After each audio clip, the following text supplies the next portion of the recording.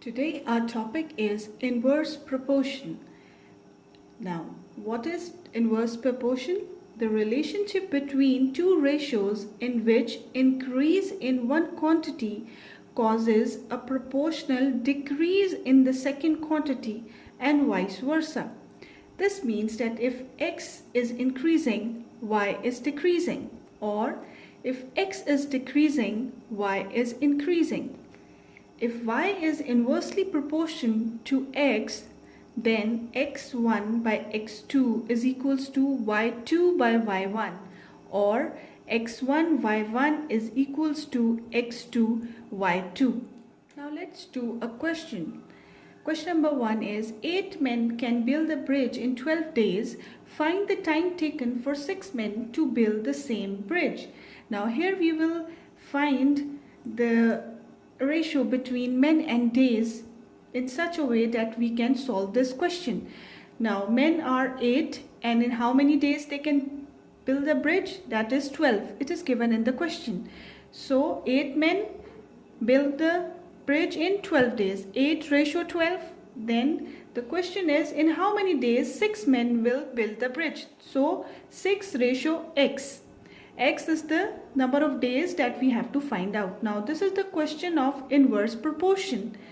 Here we will put the values in the identity that I have told you before. x1 y1 is equals to x2 y2.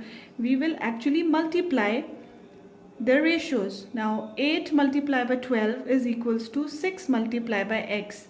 8 multiplied by 12 divided by 6 is equals to x, and we will solve this and we get 9 is equal to x. So 9 days are taken for 6 men to build the bridge. This is the question of simple inverse proportion, as here the quantity of men is decreasing but the number of days is increasing.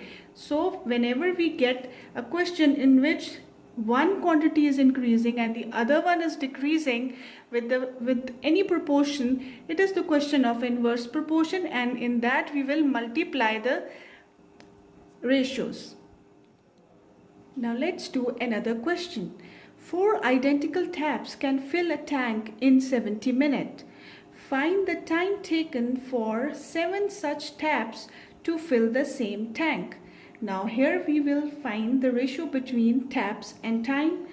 4 taps, time is 70 minutes, 7 taps, and we have to find the time. Now here again it is the question of inverse proportion, so we will multiply the values.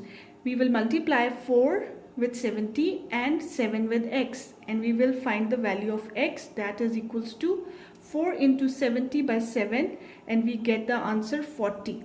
So 40 minutes is the time taken for 7 taps to fill the tank. Now here the key point is that this question is of inverse proportion, and we have to keep in mind the identity x1 y1 equal to x2 y2, and we have to multiply the ratios. Now let's do one more question to get more clearer picture of solving the questions of inverse proportion. Now the question is 10 men have food for 21 days in a camp. If 3 men leave the camp, for how many days will the food be sufficient for the remaining men? So in the solution we will write as total men is equals to 10. Men left in the camp 3.